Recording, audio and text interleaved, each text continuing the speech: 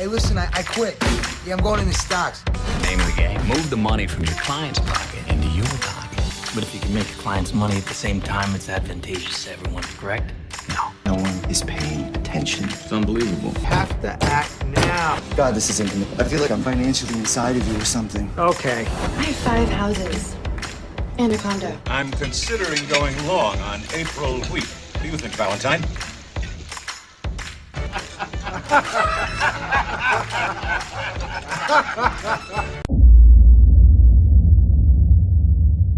Alright, so hi guys, welcome back to lesson 11 of the Professional Trader Program.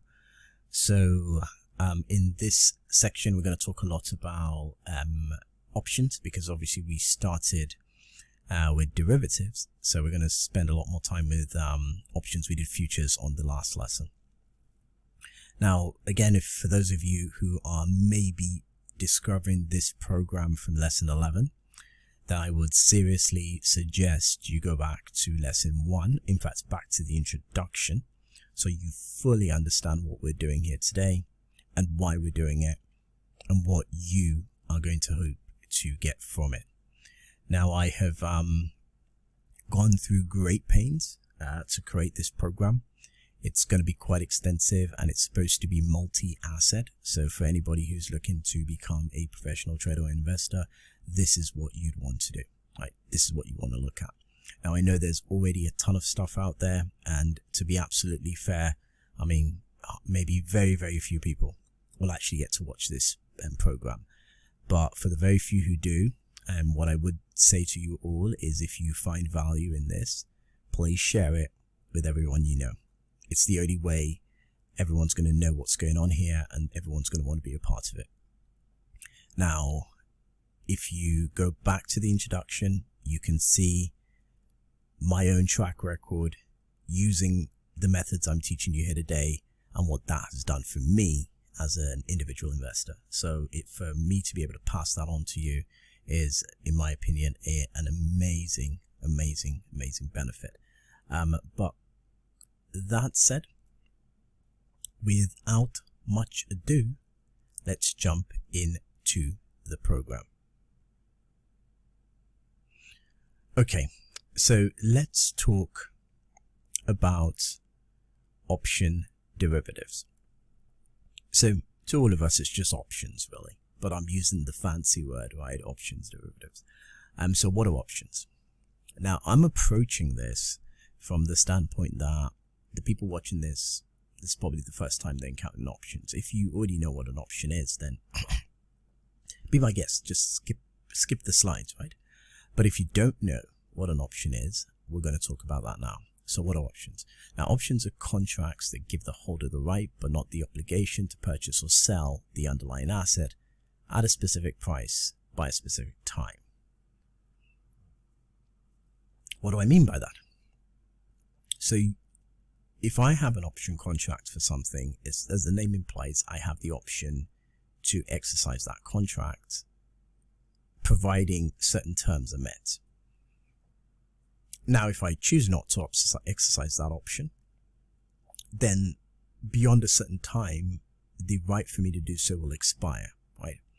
And that's the basic premise around having an option contract. So in many ways, you can apply the principle of an option contract to pretty much anything, right? So it could be a house, it could be a car. You can extend someone the right but not the obligation to buy something, and the right only if a specific scenario or specific terms and conditions occur, right? So there are a lot of things, that we don't even think about where we've created optionality ourselves, or we've given someone the option to do something. A good example is when you go to rent a house, for example, you put down some kind of a deposit, or in the UK, you put down some kind of a holding deposit.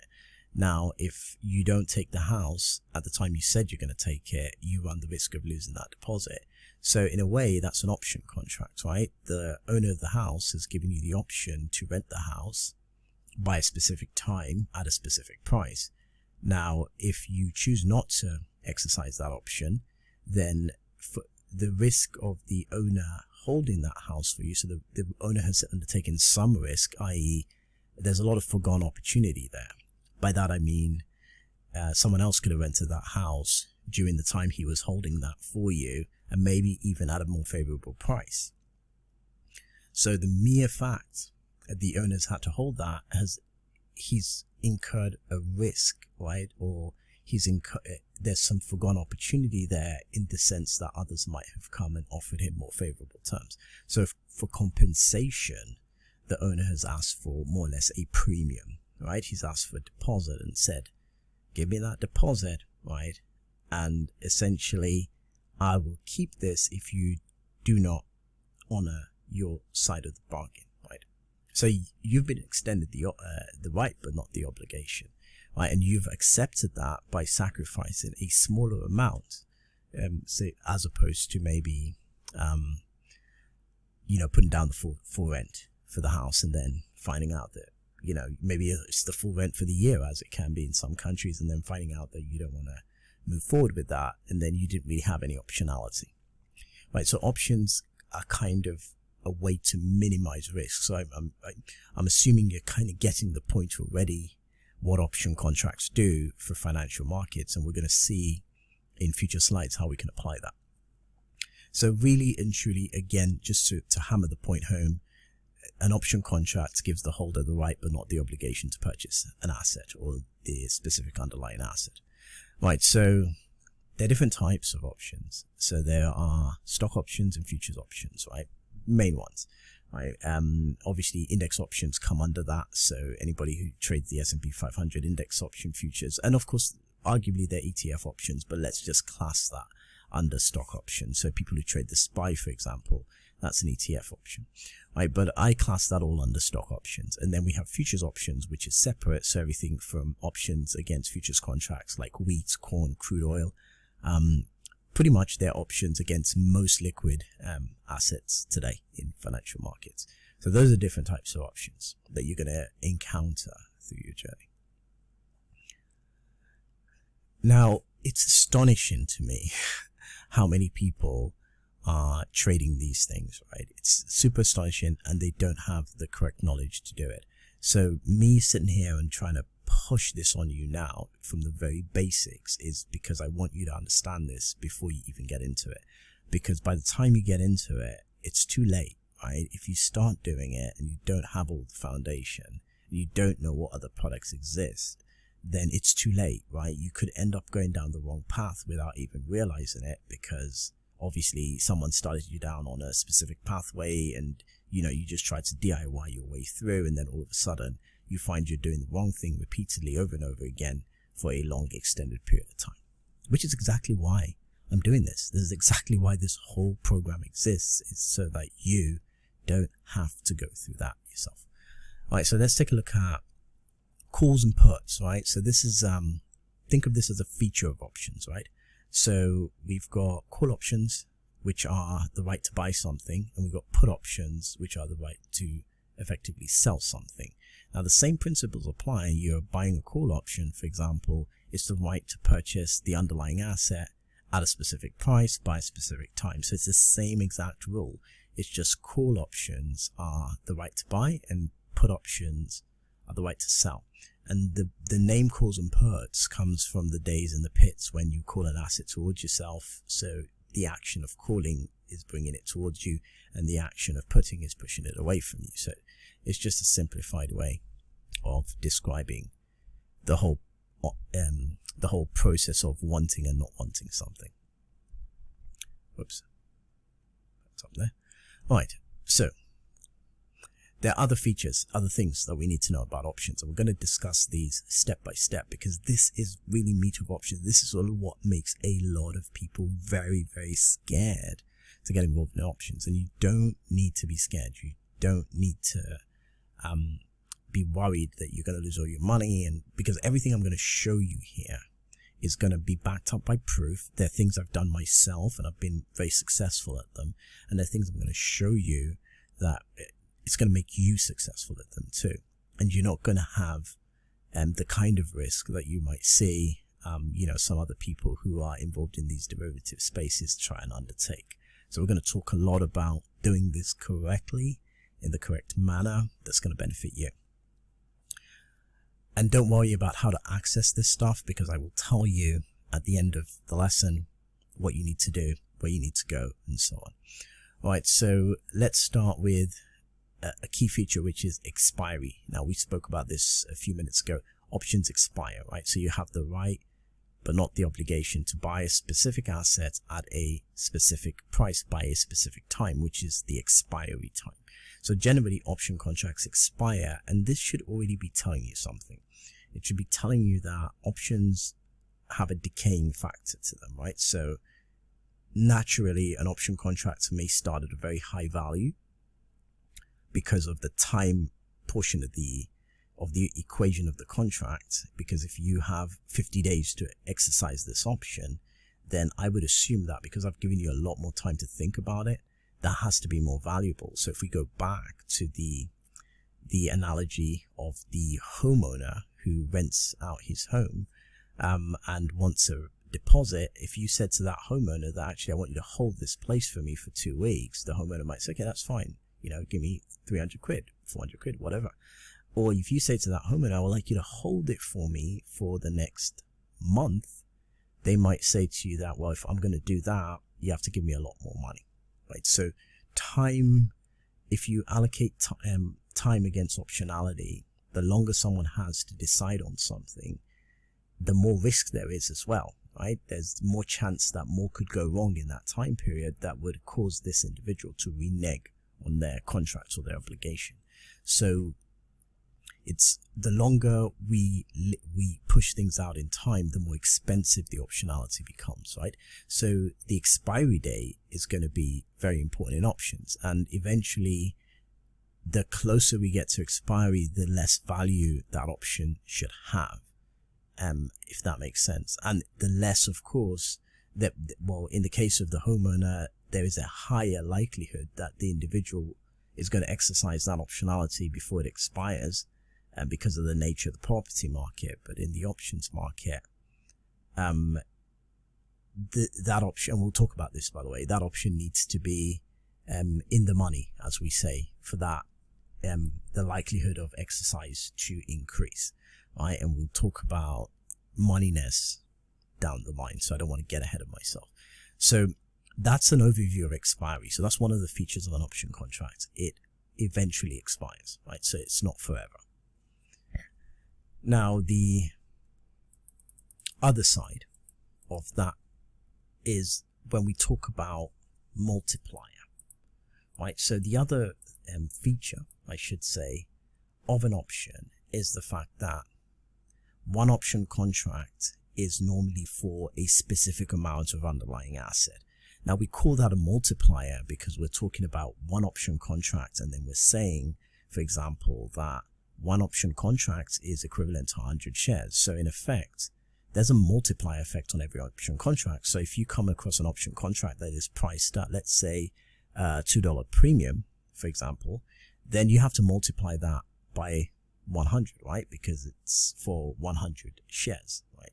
So there is a multiplying effect to options, which gives it a leverage, if that's a good word. So because of the multiplier, it's a little bit levered, right?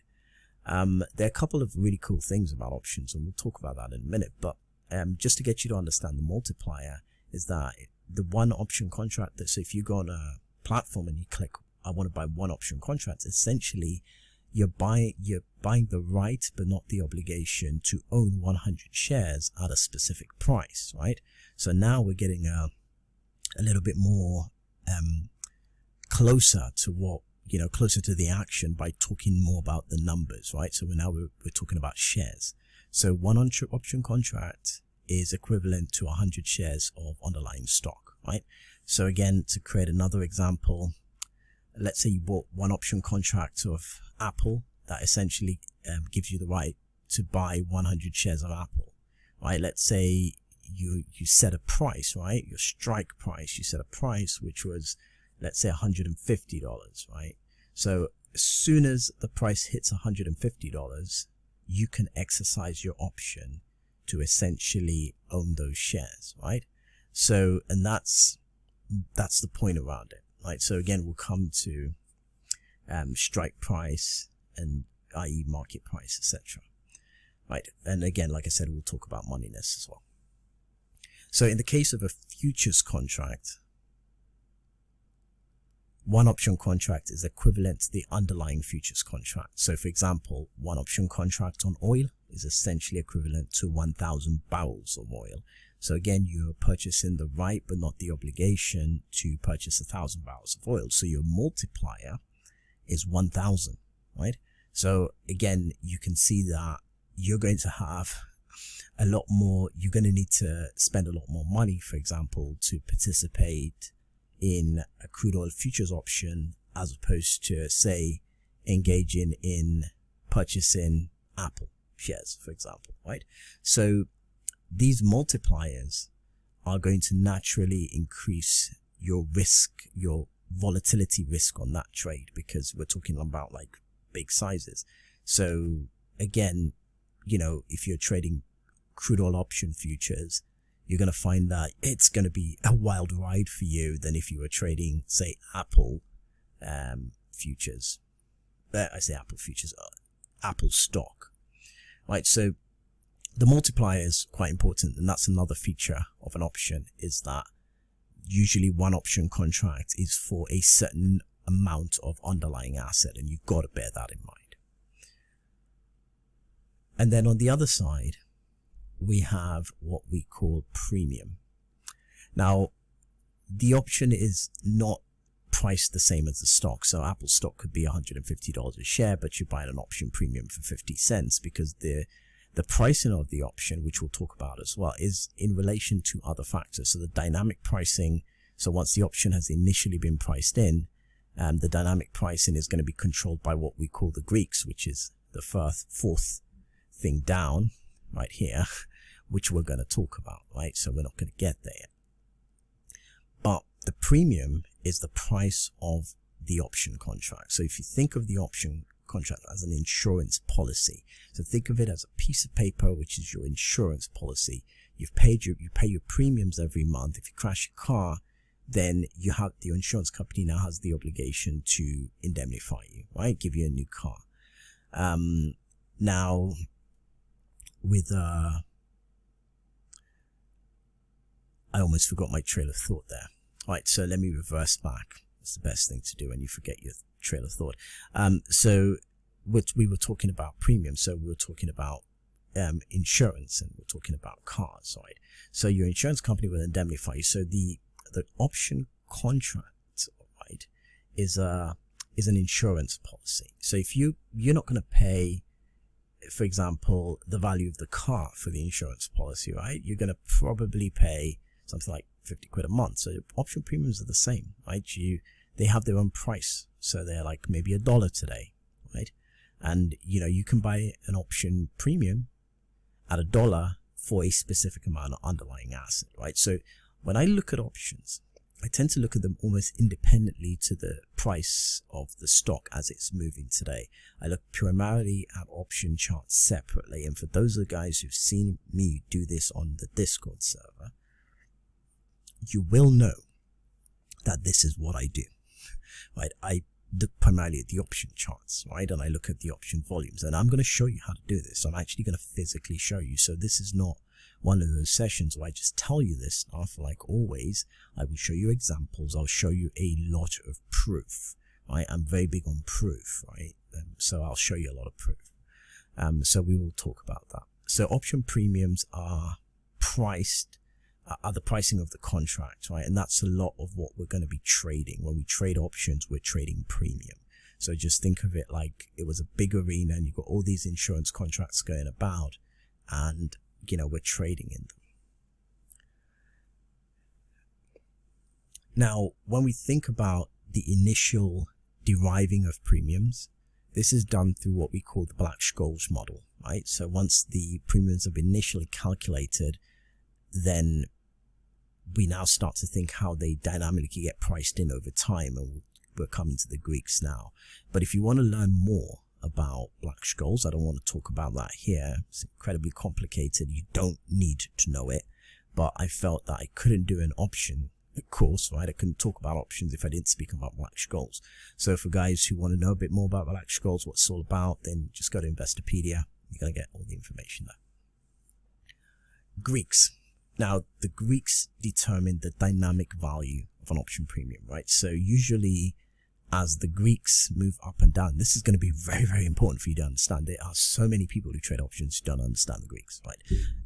I mean, in fact, there are not even enough videos out there about the Greeks. There's some really great YouTube channels that talk about Greeks, but they talk about it in such a complicated way that everyone's like super scared of the Greeks. I remember the first time I started to learn about the Greeks, it was like, oh my God, am I ever going to get this? But then just being able to take a step back and understand it from a simplistic point of view, you realize it's not that bad. Now I super understand the Greeks, and I'm going to talk to you about those right now. So let's think about the Greeks. Now there are a couple of elements to the Greeks, right? So we've got the Greek delta, right? So the delta is essentially, I like to think of it about the probability that an option is going to expire in the money. And we'll talk about moneyness, okay? So if there's stuff that you're not getting right now in terms of terminology, shelve it for a second, because we're going to come back to it. Now, so let's go back to where we were. So the first Greek that most people understand really quickly is the delta, right? So typically, if a stock, the price of the stock, let's say it's $50 and it moves to $51, that's what we call a 1 point move or a dollar move, right? So with every 1 point move, the option premium would increase by a certain amount of delta. So let's say the option is technically at the money. So it's the strike price is equal to the market price. So it's at the money. There's no difference between the two, or very little difference. The delta typically tends to be 0.5, right? So 50 cents roughly. And the reason for this is that there's a 50% probability that the option could expire in the money or out of the money. So generally, lower deltas tend to imply that this option is going to expire out of the money, and that tends to favor option sellers, right? And so most option sellers would prefer to sell out of the money options. Now, not to say that there aren't sellers who sell in the money options, but what that does is it increases the risk of assignment or exercise, and we'll talk about assignment and exercise as well, right? So most sensible option sellers are going to target OTMs, right, or out of the money options, right? So these are options that essentially they're not valid for exercise. So holding this option or selling this option contract doesn't put you at exercise risk, right, or assignment risk, as they say. So the delta for me is a measure of the probability of the option expiring in money, right? And that should be the simple explanation. But what we need to understand is, if we think of delta from 0 to 1, right, or for, let's say for argument's sake, for monetary value, if we think of delta from 0 to 100, right, and you see a delta of 50, right, that implies 50%. That's an out the money option more than likely. If you see a delta of 19 or 20, then that's going to be an out the money option. So on an option chain, which I will show you one of those, it would probably say delta 0.19. So that's essentially, you know, for every dollar move, the option premium will rise 19 cents, right? And, you know, that's the logic around it. So delta is that thing that you look, which essentially it's the basic form of value appreciation in that option. So I hope that made a lot of sense, right? So I'm trying to explain the Greeks in the simplest possible way. So to recap, delta is the probability that the option will expire in the money. So lower deltas are good, higher deltas not so good for option sellers, right? And since we're going to talk a lot about option selling here, which is my thing, I prefer, and I'll explain the reasons why. And obviously people who want to be long those options, right? So you'd often hear them say they want to be long the delta. So if they want to be long those options, then they're better off being long at higher deltas, right? Because then the option appreciation, right, if you're right on the direction, is going to be faster and bigger because the deltas are bigger, and there's a higher chance that if you held this option to expire, it expire in the money. Now, they say 85% of options expire worthless, right? But in reality, I think it's about 60 or 70% of options are actually closed before they expire. That's the bit everyone leaves out. So for all you people out there who are talking about options expire worthless, blah, blah, blah, blah, blah, it is deceptive information, right?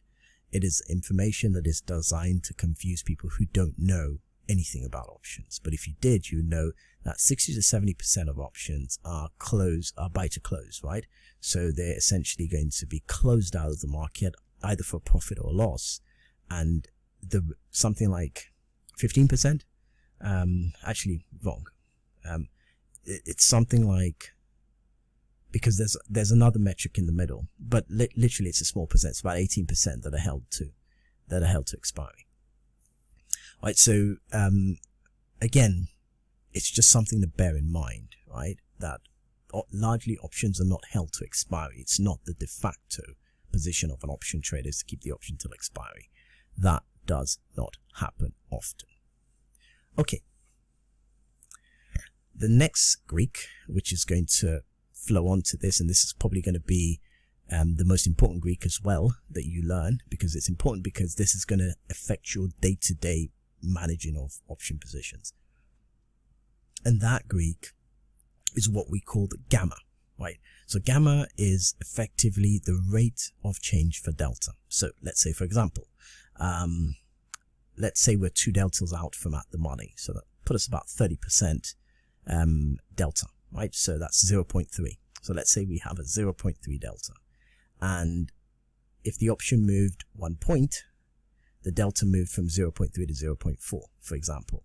That would imply there's a 0.1 gamma, right? So essentially your gamma will be designated 0.10, which essentially means that the volatility on delta, right, so that the rate of change of delta is 0.1, right? And usually that gamma will increase or decrease depending on how close we are in the money. So for example, you would see gamma increase a lot more. It tends to be the highest at the money because there's this equal probability of the option going in the money or going out of the money. Eventually gamma will stop increasing. So usually on either side of that curve, so in deep OTMs and deep ITMs, you tend to see a taper off on gamma. So if you're looking at this on a bell curve chart, it will have the shape of a mountain. Gamma is highest in the middle around the at the money stuff, and then, you know, sort of that 1 standard deviation, and it starts to taper off as we go further out, 2-3 standard deviations out, right? So that is the idea around gamma. So gamma is a way to kind of look at, you know, how volatile this option is going to be, but also lower gammas tend to be on the tail end. So that's deep in the money or out the money, because once we get to deltas of 1, then, you know, we just keep going up. 1, 1, 1. So the delta is 1. So for every 1 point, so essentially the move of the option premium is equal to the move of the underlying stock, right? So at that stage, delta locks in. So there's no rate of change of delta anymore. So essentially gamma tapers off. If we're too deep out of the money, at some point, the delta will hit 0 or something, or 0.1, for example, in which case 10 deltas, you know, you're not going to get too much move. Now, there's something else that affects gamma, and that's how close we are to expiry. So if we're really, really close to expiry, right, and there's a major change in the price of the stock, then the gamma is going to explode, right? So for those of you who remember, right, those of you who are old enough to remember, the GME issue, I'm joking, most of you will be old enough to remember the COVID stuff, right? So when we had the GME, you would hear a lot of pundits, professional types or whatever, describe this as gamma risk, right? So the gamma risk was really high for those near expiry options when GME skyrocketed, right? So that's what you'd hear described as well as a gamma squeeze, because what they're basically saying is that, you know, there's so many people who were short GME options, right, who were probably selling call options, right, that they didn't factor in the gamma risk, right? So selling call options would be similar to being short the market. They didn't really consider the gamma risk. So most of the squeezing probably happened on the option side, because that's how you really get levered. So if you remember, we talk about the multiplier, you know, for a small amount of premium, you could obviously collect a large amount of shares. You're probably starting to get the picture at this stage. So when you get that gamma explosion, which would naturally happen if you got a 10 delta and then all of a sudden that stock goes in the money, then you're going from a 10 delta to maybe a 70 delta. So the rate, that gamma has to increase, right? So gamma is one of those things that you got to watch. And, you know, it helps you decide what options you want to play in. So gamma, again, to recap, gamma measures that volatility of the delta. And obviously, gamma tends to be lower on the tail ends, right? Now, the other Greek, which we want to get to grips with, is what we call Vega, right? So essentially, with every 1% increase in volatility, and by that we mean, let's say implied volatility goes from 20 to 21%, right? That's a 1% increase in volatility. Then usually we're going to add a certain amount of delta and Vega. So let's say Vega is 15 cents, right? As an example. So if volatility goes from, let's say, 20 to 21%, then we'll add 15 cents to the value of the premium. So that's the other side of it. The more volatile an option gets, maybe based on earnings or news or something, you start to see Vega rush in, and that could really pump up the premiums. And that's one of the reasons why when we have like a big announcement or an earnings thing and the volatility goes up because of earnings, it pushes up the implied volatility to unreasonable levels. And then what then happens is that when that fundamental news risk comes out, then all that volatility gets sucked out. And it doesn't really matter what happens to that stock inevitably at that point. You're going to see so much volatility get sucked out, and that's a subtraction in Vega. So again, let's look at the reverse scenario. Let's say IV goes up, say 10%, and you've added all that Vega onto the premium. And then let's say that IV, the news risk goes away, and then that IV contracts, right? So what you get in subsequent days is the IV is going to contract, right? It's going to get really tight. So it's going to go from, you know, it's going to drop 10%, put it that way. And already implied volatility is almost always higher, and we'll talk about IV, but it's almost always higher than expected volatility, right? So actual volatility, that eventually when we look at that actual volatility, it's going to end up being lower. So there's that bad news as is, that IV is always over exaggerated. And then on top of that, you go and add more volatility, right? So when it comes out, you get a massive contraction in Vega, and that causes normally option premiums to tank. For guys who've seen me do plays, like, you know, a good example is Shopify. Shopify had, prior to its earnings, the most recent one, it had a lot of Vega added on. And then the earnings happened, and that Vega came out the next day. And obviously, you know, if you were short puts, for example, yeah, everything went crazy. Not only did the value of the premiums go down, the put options anyway declined drastically. We also saw that Vega get sucked out. So that literally floored the options, basically. The premiums disappeared overnight. So that's the kind of thing with Vega. Vega, for me, I kind of look at it as it can increase a lot of fuel in the short term. So if you're an option buyer and you're buying into that volatility, then you have to get out of that option really quickly. So many of you, if you've already started trading options, you had no clue about this. You probably remember stepping into an option position and it was going up nicely, and then the next day it's all done, right? So, and that's because you held the option too long, and then all of a sudden it flattened out, and you time and time again you'll hear options guys say, I didn't know where to take profit, and you know, everything left. So some people actually view it as their learning curve, that every time I went into these options, they did well for a while, and then they started to lose money, and I just didn't know what to do, and then it just became an endless drain of capital right over time, and then eventually all the premiums get wiped out. Well, that's because of those things, like you get this short-term Vega impact, and then everything collapses. So that's Vega. Vega is that volatility Greek, right? And then we got the final one, which I love. This is in my ballpark. This is the kind of stuff that really makes me money. And that's theta, right? Options, as I said earlier, are decaying things, right? They decay. Now, usually options that are like 60 days to expiry, 90 days to expiry, theta is really low because every day that option loses value, but because there's just so much time value in it, because options have time value and they also have intrinsic value. When we come to talk about moneyness, I'll drop that in there. But there's a lot of time value in the option, so theta is what is going to erode that time value, but since there's 60 days to go, well, it's quite a while before it expires.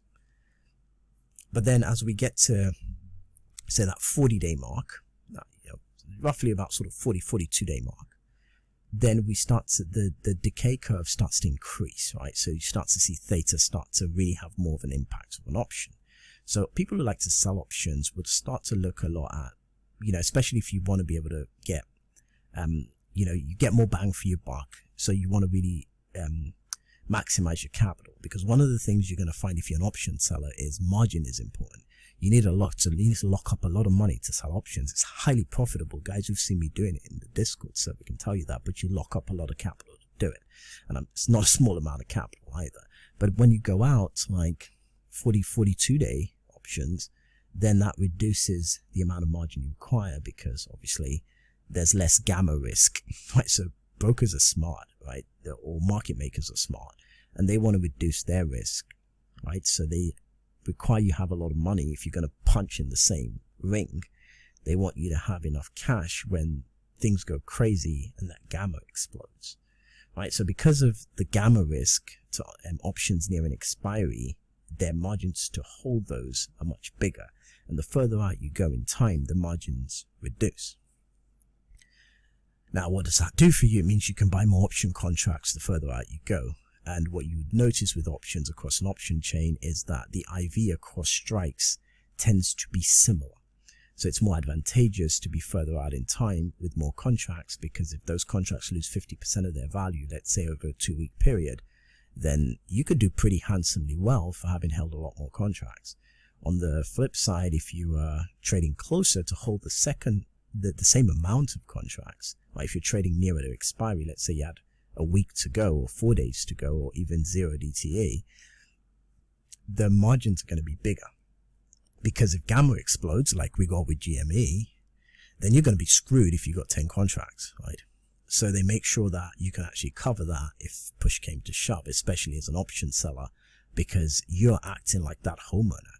You're putting up the risk to provide the underlying stock, or you are effectively putting up the risk to take assignment of that stock. I shouldn't say take assignment. You're putting up the risk to have that stock put to you if you are in the put option side. Then you need money to do that, right? So you're going to find that those margins become important. So when we're in the theta side and we're thinking about decay, when we get to about 42 days, you start to experience a lot of decay. So those become really good options to target. Now, I personally prefer the near expiry options despite the gamma risk, right? And it's just a personal preference. Now, I would normally go in between. So sometimes you would see me sell near expiry, especially when the bull market is really intense. That's when I do that. So when I can see technically that we're going to get strong index in addition to strong liquid option moves, like in the stronger liquid options like Apple, AMD, Shopify, Nvidia, Tesla, those kind of options are highly liquid. So they tend to move a lot with the index. So when you see a big index move, what that is going to be, maybe it's going to be multi-month running or multi-week running, then it reduces the risk, the gamma risk, if you're selling on the put side, which I like to do. I like to sell put options for income, right? So that allows me to keep drawing on a more regular basis, on a week-to-week basis out of the market. And this is something that I show you guys how to do, or I will show you guys how to do. And it's something that I go a lot more in depth for people who might want a close one-on-one sort of touch. Then you can always talk to me, and then we can structure something, right? Because there's a lot to learn here, right? But for me, that's what I tend to do. I tend to focus on the near months. However, from time to time, I would go out, especially if I see the market is a bit choppy. You know, we're not really doing what we're supposed to be doing. There becomes higher risk that we expire in the money. Now, even most of the time, you'll see, even when we're so near expiry, like 1 day to go or 0 days to go, it's like a Friday, and you know, our option is probably still trading in the money somewhat on a put option. You tend to find that you're still, in some cases, you're even making a profit on your P&L. And that's because the option premiums have really lost their luster. Right? No one wants them. It's getting to the stage where they are crushing out of value. And usually, if it's looking like you're going to close in the money, you can normally get out for a small profit, right? And that's really good from a risk profile point of view. So I still prefer the near months. However, if you're on the outer months, you can collect more credit, as they say, so you get more premium. And that means that you're probably factoring in that you're going to get a big move pretty soon. And when you do get that big move, you would normally see those option premiums tank. So 40 days tends to be good. Now, I've experimented a lot with options, and I've even sold 120-day options. You get much more credit again on those options. And if you get a huge tank, you know, it tends to be quite a handsome payoff, and you can even get more option contracts because the premiums even go up. The margins go down even more when we start talking about 120-day. You know, I've sold 120-day AMD options, for example. You know, and it's a nice payout. You'll be really impressed with yourself, and you know, just some of the stuff that you tend to experience. But my preference, like I said, is near month in bull markets, and when it's a bit choppy, I'll go further out, and I'll even go as far as 120 days out on my option sales. Right, so again, just reverse. Theta is the time decay. So what you as an option seller want to see is theta working against that option contract. If you're an option buyer, theta is your worst enemy, right? And this is what causes a lot of people to lose money on options, is because their focus is primarily on, oh, well, if I buy this option, the stock goes up, I'm going to make money. That is not true, right? The stock needs to go up by a certain point in time in this whole curve. And if it doesn't, you can't necessarily benefit anymore from that consistent delta. And that's one of the reasons why buying out of the money options could be a little bit sketchy. You have to be really confident about the move, because if you're going, I think if you're going to do OTMs at the money options, you should be looking at maybe 30-40 deltas. Right? Those have the best chance of just flipping the whole script. But once you start pushing out to those 19-20 deltas, then you're really working on the volatility. So you have to be able to get out of those options quickly. And if anyone who's seen an option chain in action, you will know that's not easy. You know, and again, even if you have a lot of one-click motions in your platform, I prefer to have a lot more confirmations, because obviously it means nothing. I don't do something stupid in my account one day by accident. But some traders are confident in their one-click and their hotkey ability, right? So if you're doing one of those things, then maybe you could get out of your option premiums, you know, by clicking out of them. You could set orders as well in the same way you do to buy a stock on a platform. So you could set a limit order or whatever to get out. But it's a tricky space. If you miss your fill, yeah, that's it basically. You have to, you know, you're scrambling to get out. Most people who've traded options for a long time can attest to this, that it's not easy. So again, you know, it's just, these are all just things that you want to sort of bear in mind, but it's the theta that causes all of these issues, because, you know, you're losing theta now rapidly from about 40 days, 42 days downwards. So things can turn around on you really quickly. So again, if you're going long, you might not get what you think you're going to get, especially if you're OTM. And even if you had the money, you know, again, it just might not work out the same way for you. Right, so it's just something to bear in mind as an option buyer. I personally, I do not do many option buys, and I generally almost always operate on the put side. Definitely in strong markets where you get a lot of Vega rushing in, you know, the gamma really explodes. So those powerful markets at the beginning of the bull move and so on, you know, you're going to get a lot of opportunities being long calls, right? And most of the time, people will go get those OTMs that are far out. So like those OTMs, those 60, 90-day, 120-day OTMs out of the monies. And that's what they want to work with, because they've got the most time value, and there's a strong there's strong potential that you're going to get a lot of intrinsic value built in as well as the price of the stock goes up. Right, so that's kind of what we talk when we talk about Greeks. These are the ones we're focusing on. There are other Greeks like Rho, for example, which is to do with interest rates. I'm not going to get into that one because it's just not useful to you in this part of your journey, and probably it's not going to be used to you ever, right? But the five we just spoke about, those are the main ones. So delta, gamma, vega, theta, so 4, right? Those are the ones we want to pay the most attention to. Delta, because it's basically tells you what option's going to more than likely work out for you. So like I said, if you're selling options, you want to sell 20 deltas. If you're going long options, you don't want to do more than 30 delta. And again, if you're trying to buy the options, the more in the money you go, it's better for you for deltas, right? Gamma, we know that gamma is strongest at the money. So if you're that guy who's really looking for that gamma explosion, then your focus is going to be at the money options. So those 50 deltas, maybe 40, 45 delta, depending, right? Because you're going to get the most chance of going in the money, so the gamma really expands. Once we start to go to those 19, 20 deltas, you start to see gamma taper off at the end. And then we got, of course, vega, which is that volatility risk that goes in there. And, you know, we want to kind of watch that because, again, it could be quite bad for option buyers who chase that vega and then all of a sudden find it all coming back in. Because whenever volatility decreases, we subtract vega, and that's really good for option sellers. So again, if you're selling an option, volatility is going out, that option is already going to start to gain, it's going to start to lose value. Right, so those are our key guys, and of course theta is all about the time decay. That's the key. Theta will wipe your option value in no time. So if you're an option buyer and you're trying to, you know, jostle, then you want to watch theta.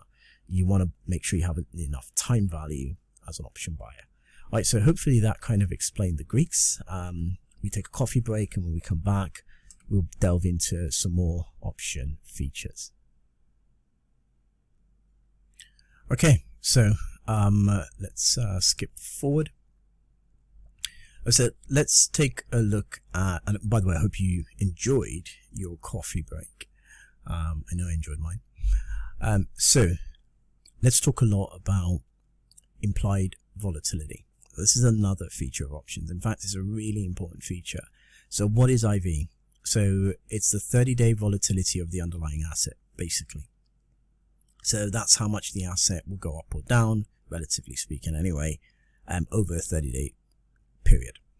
Right, so IV is important if you're an option seller, even if you're an option buyer, but I think option sellers see it as a lot more valuable. Right, so let's say, because again, if you're an option buyer, you're probably saying to yourself, well, you're looking at it like a delta trade. This thing's going to go up, basically. So I'm going to buy in a call. It's a cheaper way to access a whole load of stock, right? So you're looking for a levered opportunity. I think when you're a seller, you're acutely aware that you want to be able to sell something with a high IV or a slightly high IV. So you can get a lot of credit, but then you can also get a faster move to the downside, which can lead you to potentially close out that trade before expiry as well. So just in the same way an option buyer can close their option position early, an option seller can do exactly the same thing. So as an option seller, sometimes high IV can be a really good kind of thing to work around. So let's say, I'll just tell you what I do. Right, so I look primarily for IV that is anywhere from the 40% mark to say the 60% mark. You're a little bit worried about higher IV because now when we start talking about 70% upwards, then you're now looking at the kind of IV you see when there's earnings, right? I prefer to have IV that is generally between 40 and 50. You'd see me sell Apple puts from time to time as well. But that's because as I'm growing as a trader, as you know, I'm getting more comfortable allocating a lot more margin, right? Which some of you might not have at the start. So as you make money, you're going to have to be able to allocate a lot more to sort of, you know, getting into sometimes the slightly lower IV stuff, right? So, for example, Apple slightly higher price stock, approximately about, on some days 20% IV. Sometimes it can even go up to sort of 22-23% IV, right? I prefer that. I like to work with like Apple. AMD is my other preference. That's one of my key players when I think about put selling, because again, AMD now, I think the IV is about, I think it's about 30-40% IV at the moment. I think it's roughly more down the 40 side. I mean, and then of course there were others like Nvidia's like 50, I think it was about 50 something % IV. So generally speaking, these are the kind of stocks I look for, AMD, Shopify, Nvidia, and so on, because those have high IV. So when you're thinking about implied volatility, you're always watching that IV, right? Because again, the higher the IV, so sometimes you see the IV go to about 100%, especially on earnings, right? Stocks like Apple can go up to like 70-80% IV, approaching earnings. So you, again, usually a day before the earnings release, and sometimes you've got post-market release, pre-market release, whatever. So these are usually times when the options market's closed, right? So if you end up in you short a, in my case, example, I might be short a put and I'm running into earnings, I best be confident that, that put's going to work out fine. Because if it ends up going down too hard, well, that could be a bit more of a challenge on a P&L standpoint. Now, of course, when you're selling puts, the scenario is a little bit different. You're still going to have, some people might talk about rolling options. I'm not going to get into that now because, again, if rolling to collect more credit, and then they kind of, they don't, basically, it's a situation where when you're rolling an option, you don't want to realize the loss.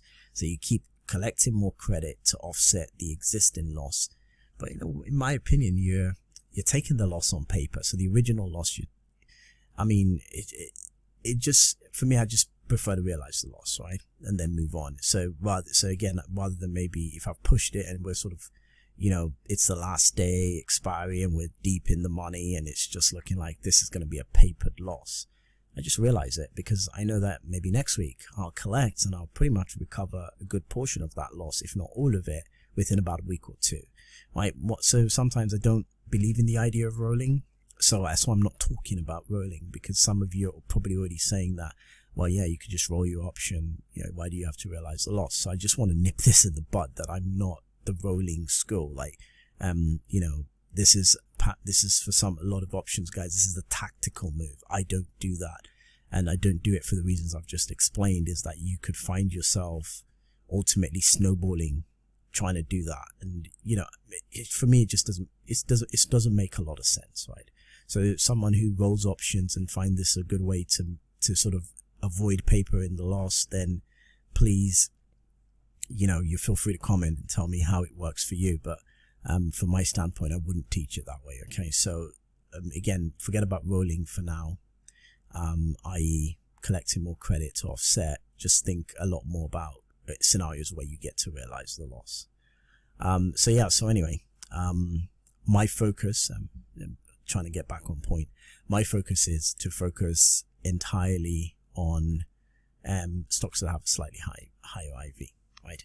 And that makes a lot of sense, because again, like I said, sometimes the IV does expand, and it can get really dicey, especially on an earnings release, right? So you have to be really confident in coming into a play when IV has expanded. The good news is that the IV normally expands a day before, so you're already aware that, this IV is pretty big. So now it becomes an informed choice. Do I sell this option or do I go long this option? Most people will feel a little bit more comfortable going long because the downside is limited, but as an option seller, you're probably going to say to yourself, this looks crazy, right? Imagine this thing skyrockets, the premiums might be going for $2 and the next thing you know, it's 6 or 7. Remember, all of that's going to get sucked back out again, but if it's too close to expiry, there might not be the time window to do that, and it might expire deep in the money, so you're going to end up having to close that position. Right, so those are some of the risks that come with, as an option seller. But if you're smart, then this shouldn't be the problem a lot of the time. I mean, I know even for myself, I think over Christmas I had some short puts. So guys who were on the Discord server would record this, and I sold those short puts, and it's quite a few contracts, and fairly confident that these were going to pay out. But then we had this crazy up and down movement in Shopify, where Shopify kept going down in approach to earnings. And, you know, with my time spent in the business and my experience, I kind of intuitively knew that this thing has been ticked lower into earnings to be bought up like crazy. Right? You know, Shopify is still one of the center focused companies in the new digital economy. So, you know, people are going to get into Shopify. Even if the company is not making money, they're still going to get into Shopify. So as an option play, it made sense to just leave it, let it stew. However, that was not the decision that I made. And I decided that, okay, the way things are going, I should just protect myself, close out these option positions, take what I've got, what I don't have, whatever, and then just basically sit it out, because the IV was sitting like 120% coming in earnings. Now, had I kept that, I'm pretty certain it would have been the one of the biggest payouts I've got over the quarter, right, on that one, because I was highly convicted. So anyway, as a trader, you're still going to go through these kind of loops, but it's not, you know, the more experience you get, it's not going to be as an emotional loop, but you're still going to go through it. So anyway, so that's an example there of, you know, protecting myself, because I can see that the IV has expanded, and I didn't want a scenario where Shopify went from where it was at the time to like $30, which is what that would have happened if the downside had continued to prevail. Anyway, that didn't happen, and I think Shop is trading somewhere near 70 now. So, well, there you go. Anyway, I think that story was important to kind of help you picture what I mean by, you know, implied volatility, and how that plays a major factor in your decision making, especially when you're dealing with options. Option chain, right? So this is the other thing. The option chain is the way you visualize all the option contracts available, all the strikes, all the expiry dates, and I'm going to show you what that looks like. It's better to show you than explain to you.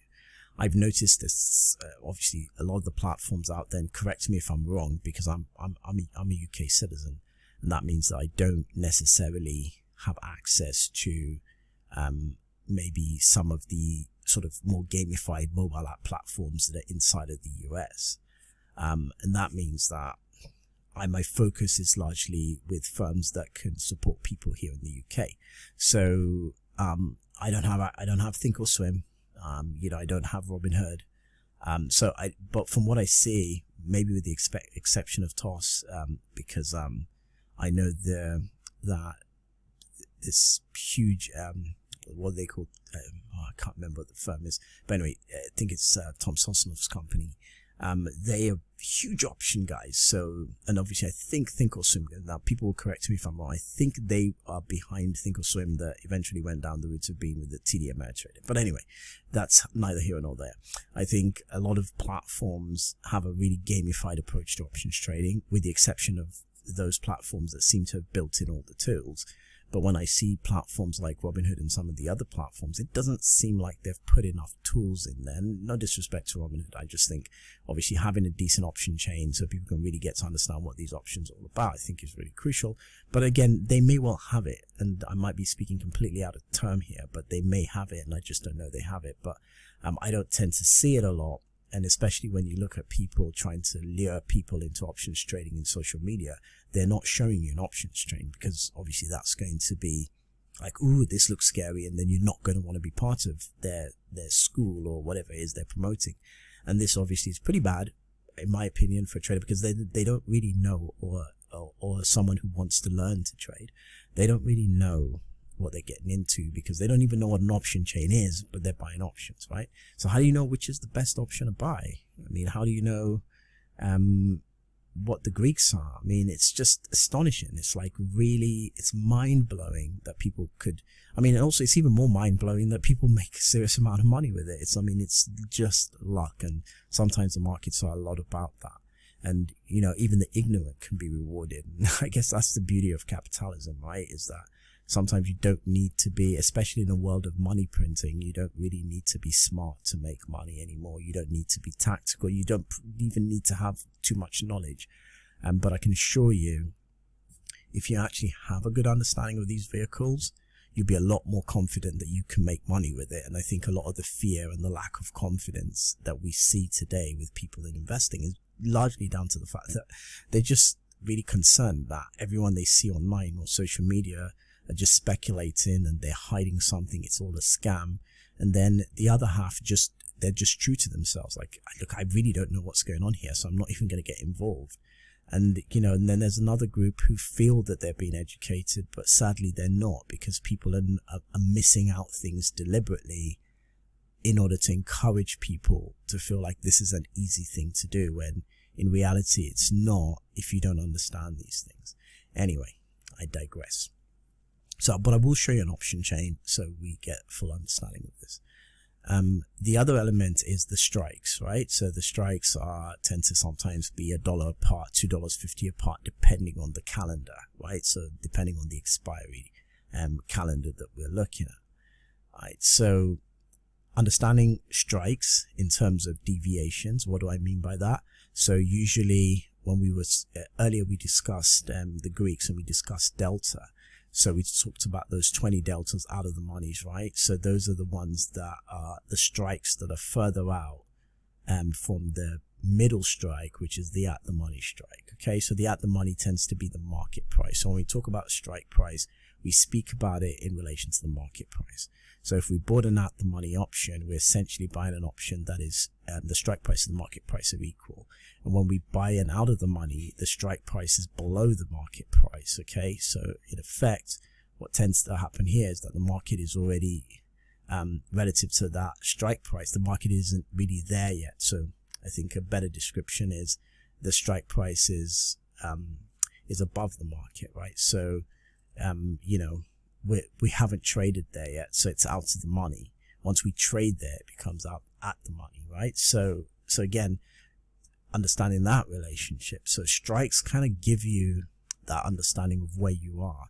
So to give you a more visual example, so let's say Apple was trading $150, right? And you expect it to go to say $180.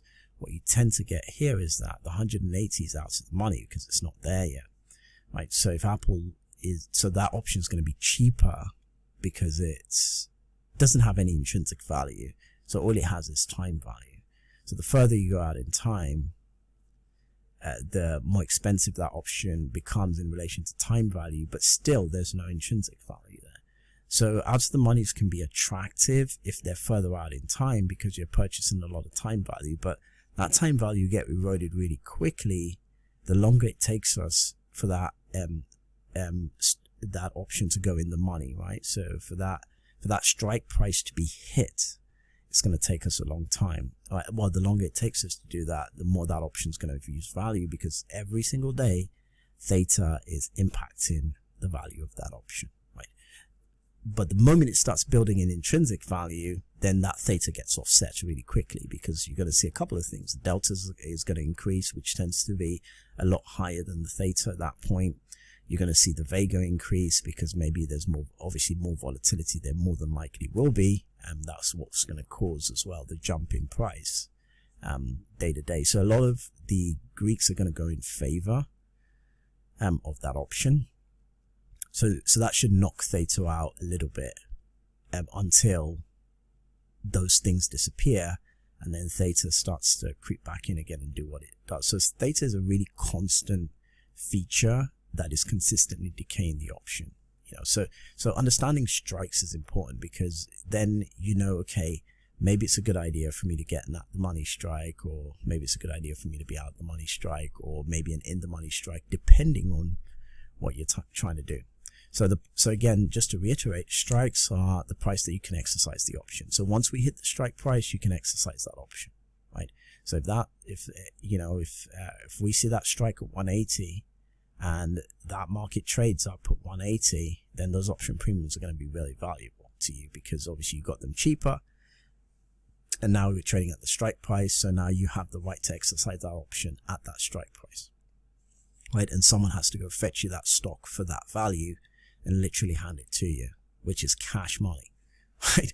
So again, that's the beauty, I suppose, That's the beauty, I suppose, about having an option. It just, just gives you that opportunity. So again, the other thing that we need to talk about is assignment and exercise.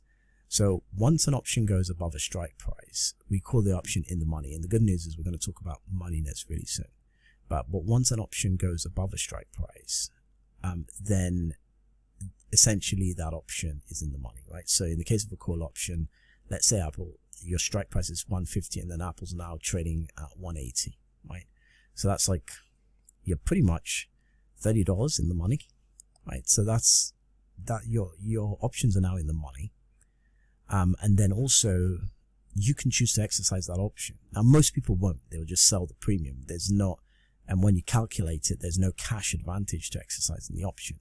But every now and again, someone might need to exercise their option for completely different reasons. So when they do that, they literally exercise and say, well, whoever is, trading against me right now needs to get me the stock, because you will be on the opposite side of that trade. Say, for example, you're selling that specific call option.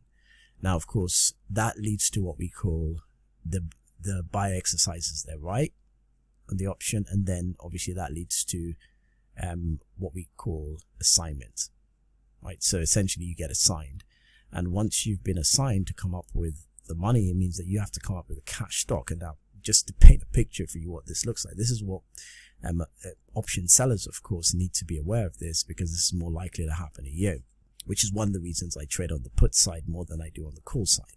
So let's say on you're a seller of call options and you sold a call to someone at a 150 strike. Now that stock is trading at 180. It's 30 points in the money, and then the person exercises the option. Now think about this for a second. You've got 100 shares, 30 points in the money. What does that mean? It means that you are now, the stock is trading at 180. You're going to have to go buy the stock in the market at $180 and come and sell it to someone, or rather literally go hand them over the stock, right, at a value of $150. So that means that you're going to be out of pocket, because that person, the agreement was that they get the right to buy the shares at 150. Trading at 180. It's like, goddamn, now I need to go find 100 shares, right? So it's like 18 grand, and I need to buy those shares and give them for 15 grand. So you get my point here. There's like a $3,000 loss on that particular transaction. So you're out of pocket for $3,000, but you needed initially to have the capital to do that. So as you can imagine, some people have like 50, 100, 20, 30 option contracts because the broker allows them to do it, right? So they've got all this really cheap margin requirement that's been hooked up for them. They can do this, they can go wild. But then when it flips on its face like that and you get assigned, usually people want to pick up the phone now to the broker and like, goddamn, how do we do this, right? Can you loan me money? And not everyone's going to do it. And then, it's like getting those letters that you owe a broker who's now had to cover your trade. It could be quite hairy, right? So exercise and assignment are really important to understand, because as an option seller, you could easily get an assigned. Now, if you're an option buyer, for example, so say you're buying a call option or a put option, then you don't have a way of assignment at all, because obviously you have the right, but not the obligation. And if the stock never trades, well, if the option never trades at the strike price, then for you, it's going to expire worthless. So you've just paid money to have the insurance, I suppose, that the stock might go up.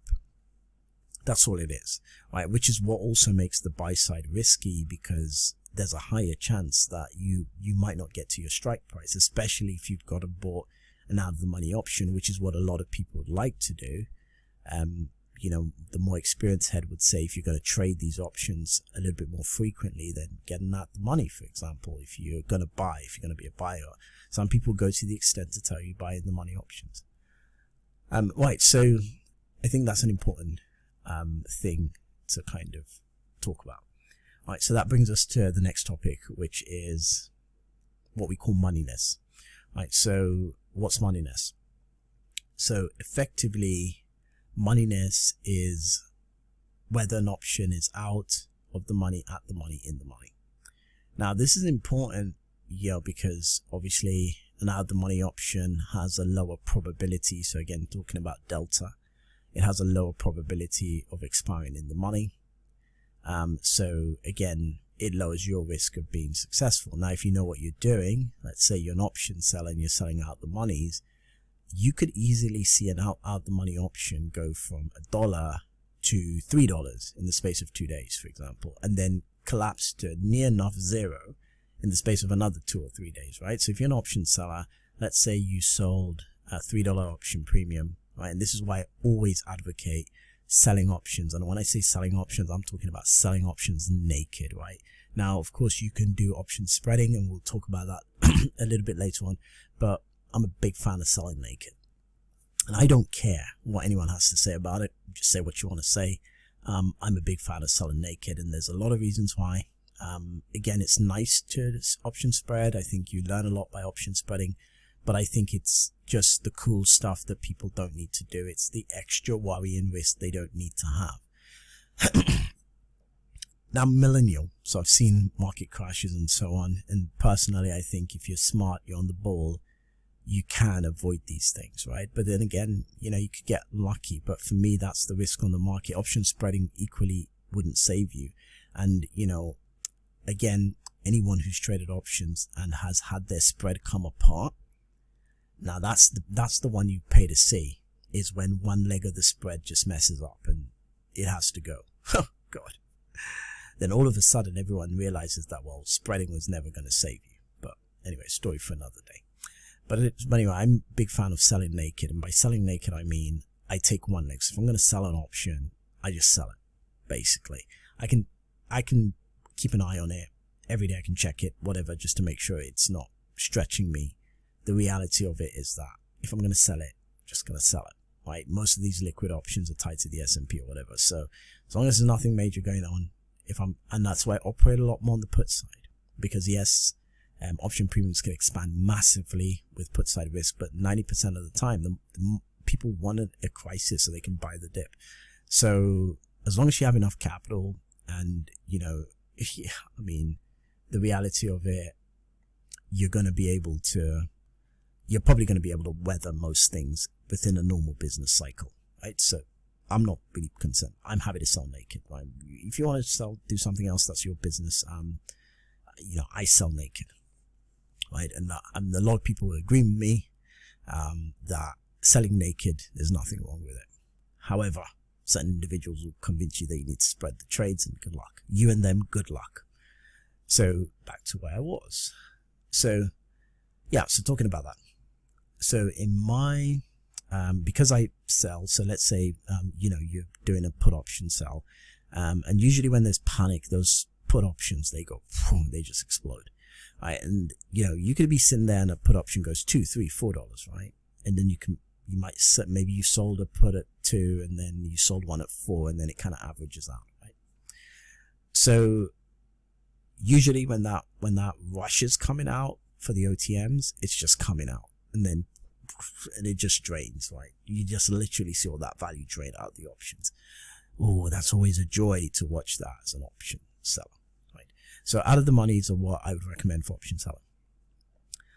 Maybe not too far out. I mean, one standard deviation. Some people go to 2 standard deviations, because if you crunch the numbers, you find that, those options expire worthless a good portion of the time, right? That's one thing. So that's the one idea around moneyness. In the money options tend to create that buffer, right? Because they got intrinsic value, especially if you're looking at outdated stuff. So stuff that's slightly further out, and you're an option buyer, you'd probably want to grab those to buy those in the money, because what you're going to be looking at, a little bit more expensive on the premium side. But most of the time, let's say you're trying to buy calls, you're going to find that you're going to get more bang for your buck on the in the money, right? It's just how it is, because those calls, they decay in value like super fast, right? They don't have the same expansion power as put options that really expand, because people overweight risk. So when things are crashing, everyone jumps in to buy puts. So that can really push the put premiums up. But I don't see the same reaction with calls, right? So you don't get that same push. So you always have to watch theta more on calls, right? So in the monies tend to be good. And so you find a lot more experienced people will always sort of gravitate in the money. I think if you're day trading a lot or you're not staying in these positions long, then at the money's great because you're not taking that delta hit, right? So if you're right on direction, so at the monies for me feel like directional trades, right? It's, a trader who's buying at the monies regularly tends to be, selling them regularly tends to be a day trader. I mean, I do look like, so for example, you might be looking at a chart and then the price is going down, it's crashing and you think, yeah, we've overcooked this, right? You grab an at the money, it's a good deal as an option seller because basically what you're saying is that this is a directional trade. This thing's going to go down really quickly or it's going to go up really quickly. And I've jumped in now and I've got an at the money. Yeah, as a buyer. As a seller, you can do pretty much the same. I've sold a lot of ATMs, right? So they're the at the monies as well. So that's their use. So it just really depends. What I would implore you to do is go and have a look at an option chain, have a look at these strikes and just see how the market interacts with the strikes. It's like super easy from that perspective. Anyway, you really get you'd really start to get the sense of it. All right, so that takes us to the different option tradable types. I don't often hear people talk a lot about these, but these are what we call the different types of options. So they're American options, which everyone's familiar with because obviously those are the options we predominantly trade. So everything I'm talking about here pertains to American options. Then there are also European options. These are not very common. No one really gets involved in these on the retail side. So these essentially can only be liquidated at expiry. So once you buy one of these, you can't really get out of them. You can't buy them back to close. You can't sell to close. You can't get out of the position until expiry. So they're kind of like all or nothing type options, but they're called European options. So you would rarely see these. So it just made sense to touch over those since we're talking about options. Right. So we're going to come now to, and this is going to be a big one, guys, because options is a big subject. And, I'm going to be honest here, I hate teaching it because not only is it so nuanced, if you want to be a really good option trader, you're going to have to develop a lot of your skill set on your own, right? I see a lot of people saying they're helping traders develop the option skill set. I mean, what I can do for you here is give you all the information, everything you need to know, and push you towards, looking at an option chain. I'm probably going to do a couple more videos in the future, which are going to be like being able to understand a live option chain and, but really and truly, I think if you really want to get into options, for some people, it's a math game. That's great. I know people who've succeeded massively, and that includes myself. I'm not really a huge math head, right? But I'm doing great on options, right? But I've also seen people who do incredibly well with their math head, right? So I think it just depends on your personality and, how good you are at visualizing this stuff. Some people, numbers make more sense to them, so they can plug in some numbers and some algorithmic or quant-based systems, and they can come up with some really good ideas to build an option portfolio, and they got this complex math behind it, and they make it look like, well, you kind of have to be like Shosh Kahana or something to be able to, work with options, but not really. Anyone can, as long as you understand what you're doing. That's what it is for me. So yeah, so it's going to be big, but I hate teaching it just because I think it's so nuanced and, you can do, the thing about options, it's so tactical. You can do so many different things to make money with options. And there's always going to be people who are going to do the most complex things because maybe they failed at the simpler things. It reminds me, there was an interesting scene in the old sci-fi series Stargate, where they went and they found this alien race, and apparently the alien race said to everybody that, listen, we really like humans because they think really simply, and sometimes we're really complex in our thought, and these humans are going to be able to give us this dumbed down version, right, that probably might end up revolutionizing the way we think, right, because we don't have anyone who thinks simple anymore, and humans are simple thinkers. That was a really cool scene because for me it's like, yeah, this is exactly what the market feels like. You got these super clever, like super smart math-based people, and they want to bring that to the market. And then you got, your regular Joe who's not so smart, tends to be like everyone else, and they kind of want to bring over simplicity to the market. And there's just somewhere in the middle where there's just people who get it, that actually it's a lot about visualization and it's not really all to do with math and, you know, oversimplifying something to just trend lines and signals. And, you know, this is what makes, it's this separation that makes this game so difficult, because either you end up with people on that far side of the spectrum where they're all math and you're like, I'm never going to survive here, or you're going to find yourself down the bottom of the spectrum where it's just all trend lines and, you know, crazy stuff, right? Or you're going to come in the middle where you understand the basics and then you can start to formulate something that works for you. So let's talk about option stats, right? So some of the things that we think when we're doing options, one of the things we need to pay attention to is open interest, right? So open interest essentially is the total number of option contracts open. So as it says, it's open interest, right? Now that open interest will increase or decline depending on certain circumstances. So any rise in open interest could suggest that something is interesting is happening in this particular option contract, or in this particular strike, more or less. So you might want to pay attention. But for me, it's not even so much the open interest. That for me just highlights the liquidity side of things. It's more to do with the volume, right? So the volume of option contracts trading at a specific time. And we'll look a little bit more into this. But so for me, that's the option contracts trading in real time on any strike. Now you need to be able to see that, because again, if you want better spreads, one of the things you're going to find with options is that not everything is liquid, right? There's some options that are illiquid, the spreads are massive, and if you're going into those, then, you know, that might be a buy and hold strategy. You're probably not even going to sell them, right? Because there's just not enough liquidity there. And, you know, sometimes you could get into something and there's no one to buy it back from you. So liquidity is important. So looking at that volume that you see in strikes tells you what strikes you probably should be looking at the most, right? Because that's where the liquidity is going, and it's probably going there for a reason. And we'll be able to visualize that on a chart. So it's really simple, so you don't have to do a lot of number crunching to actually arrive at that. So open interest and volume are actually quite important, and you're going to see why. All right, maybe it's time for another break. This is going to be a big one, guys. So we're going to talk now about a little bit more about option spreads, but meanwhile, let's catch our breath here. Okay, so let's keep going here. So option spread, right? So let's talk about what are option spreads. So essentially, option spreads involve strategically buying puts and calls or selling calls and puts.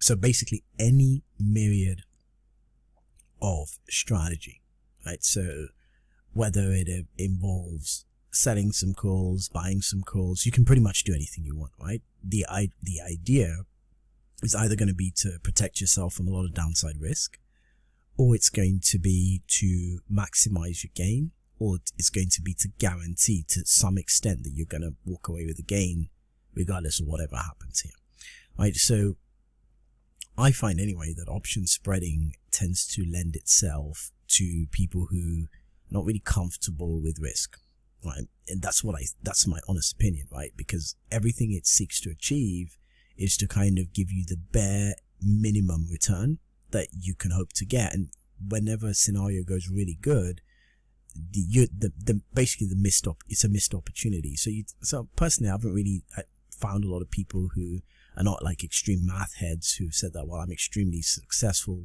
you know, trading options in a spread format.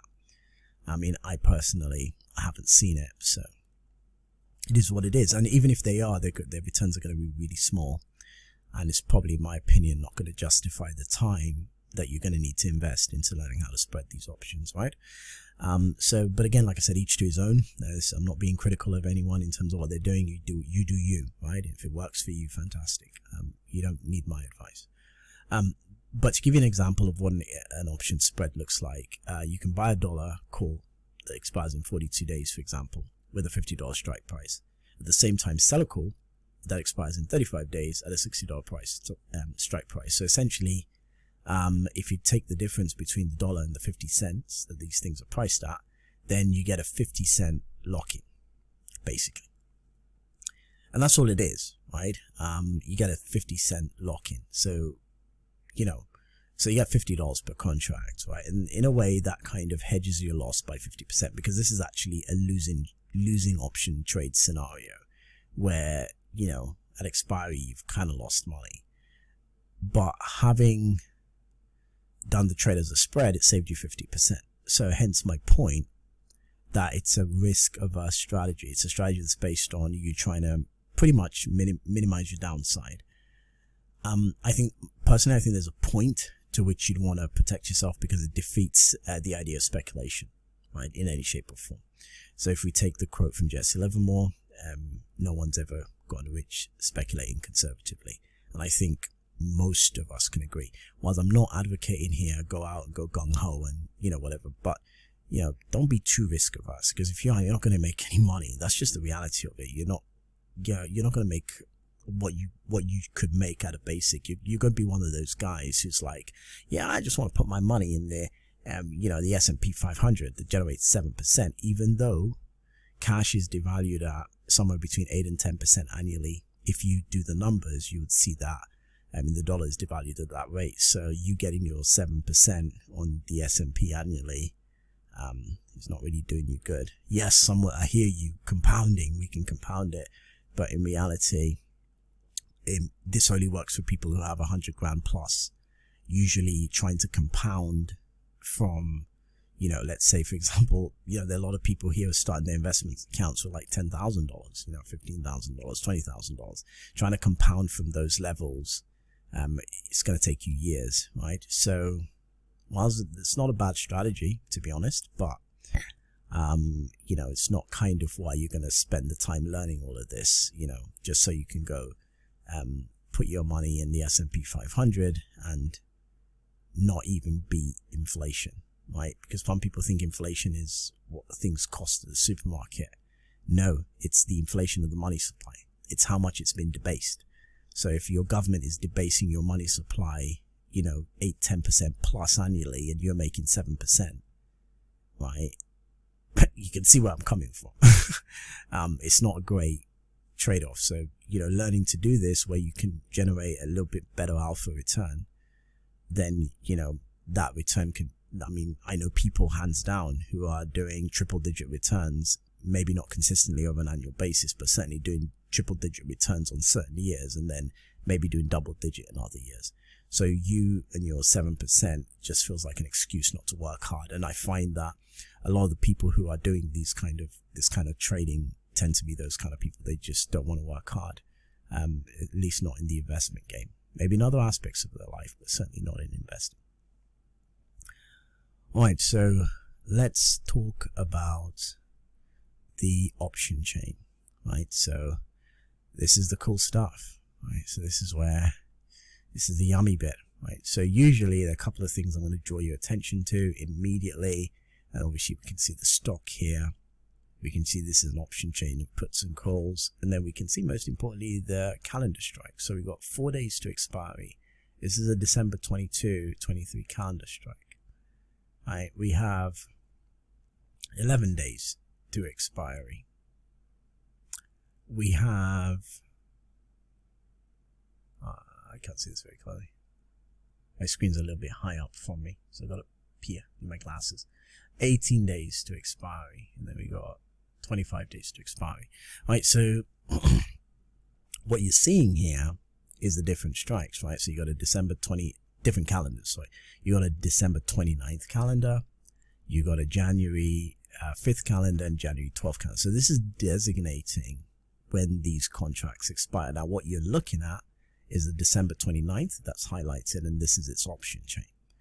Now these colors just designate the deviation, right? So we can see one standard deviation, which it's tightened up because the strikes, they're $2.50 apart, so you're getting a tighter standard dev.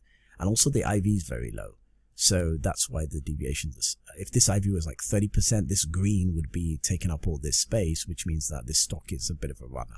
So that's some of the cool stuff you can visualize. This is one of the reasons why I like TWS as a platform for options, is because you can visualize this really quickly, right? So you don't need any more complex metrics to see that.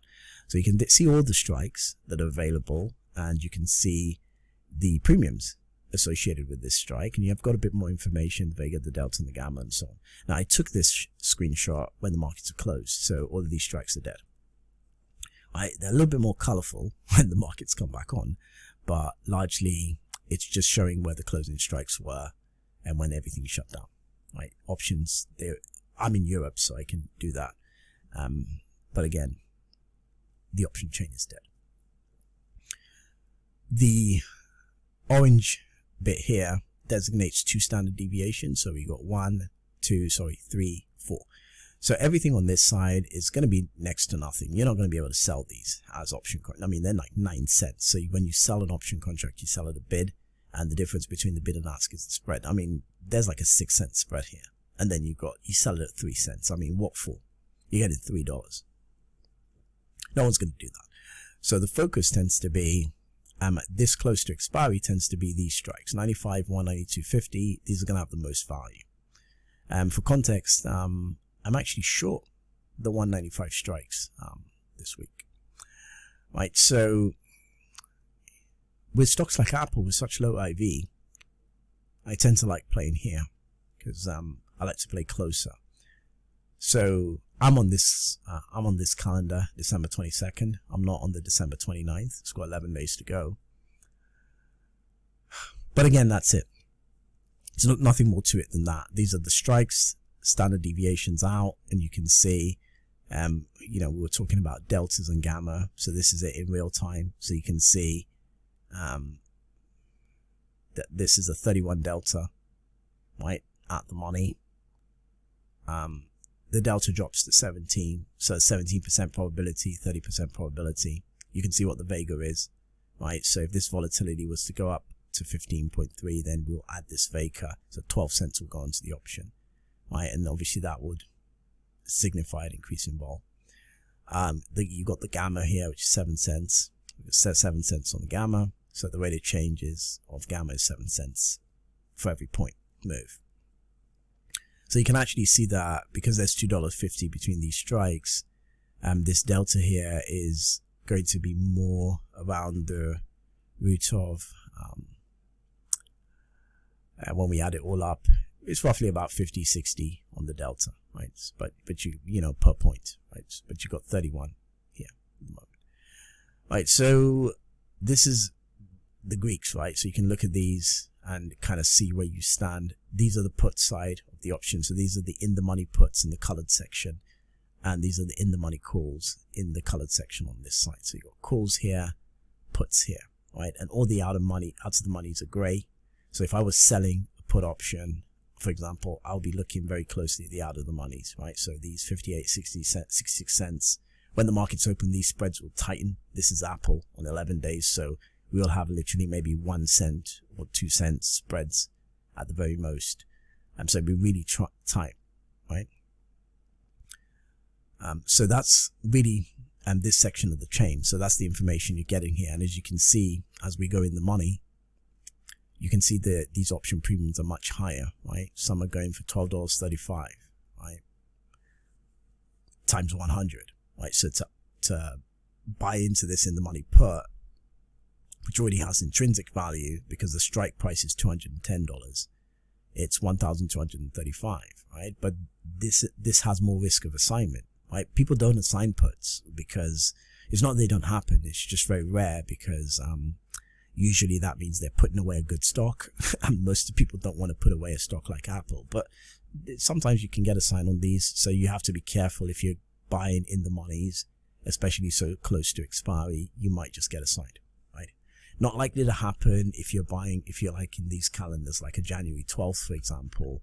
The chance of assignment is a little bit lower, but I mean, it's even lower when we start pushing into March and so on. So, again, these are just things that you'd want to take into consideration. Again, on the call side, you can see again, the in the money calls are incredibly expensive, right? Yeah, just something to sort of consider. But then what happens on December the 29th? All of these guys just disappear. They become expired. So either people on this side who are still holding these are going to get automatic assignment. So essentially they're going to be automatically exercised. And whoever's on the opposite side of the trades is going to get automatically assigned. So if you were short and now, this stuff is against you, you're going to get assigned on this. And then you've got to come up with the stock.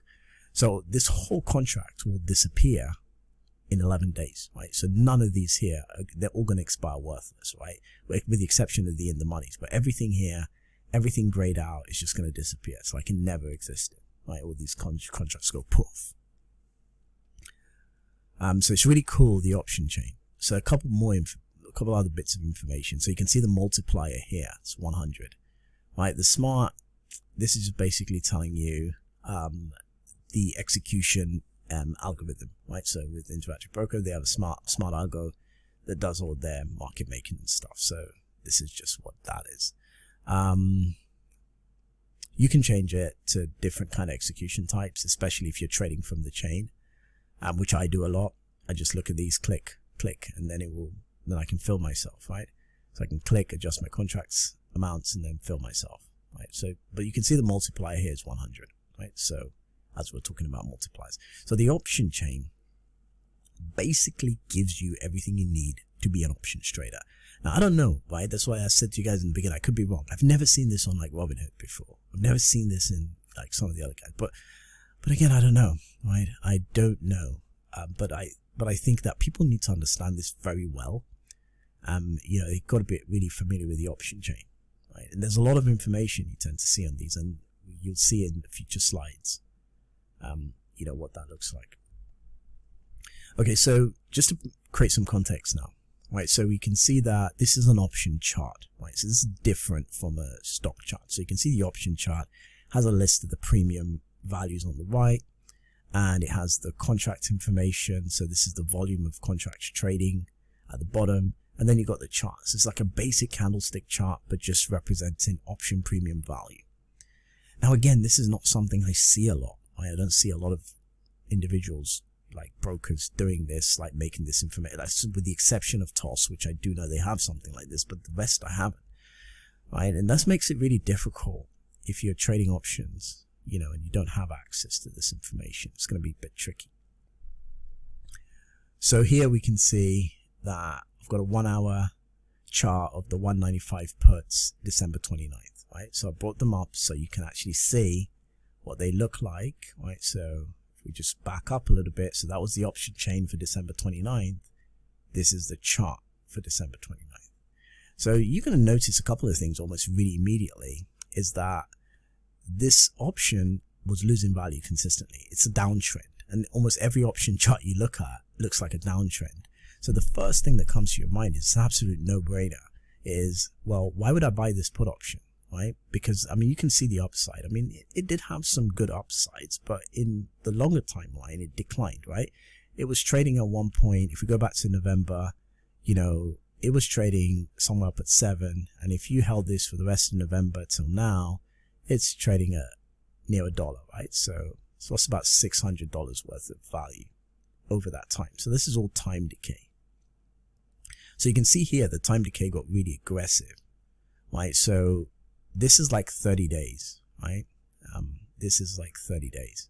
And you can see that as we stepped into that 20-day mark, we started to fall off, right? So the option decay became really aggressive. But again, the intention was already there from roughly about 40 days in. You can see we started to really hammer down.